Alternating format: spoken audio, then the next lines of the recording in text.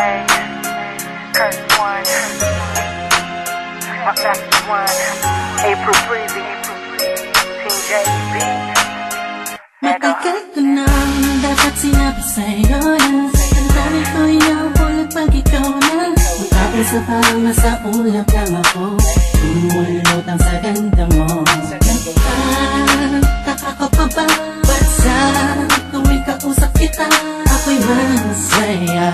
Nararamdaman ko rin kaya nais na sa'yo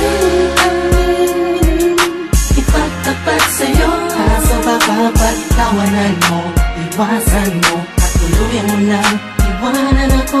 Kaya ayos lang, sakay tayo magkaibigan lang.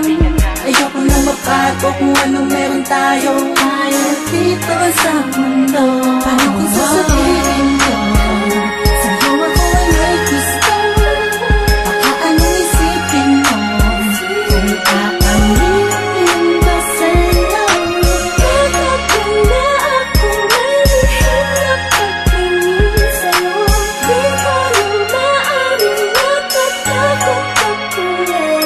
Noong pa nga mga bata pa tayo ay hindi ko naisip ang mga mali. Pero bakit ngayon di ko maibulong ang mga gusto sabihin ng mga ngiti? Dahil baka naman nagalit ka kung tatangkain aminin na sa'yo na may gusto. E kaibigan lang kasi sakit ang pagtingin mo. Huwag na sanang talikuran na naramdaman. Kung hindi pa pwede huwag na sanang layuan.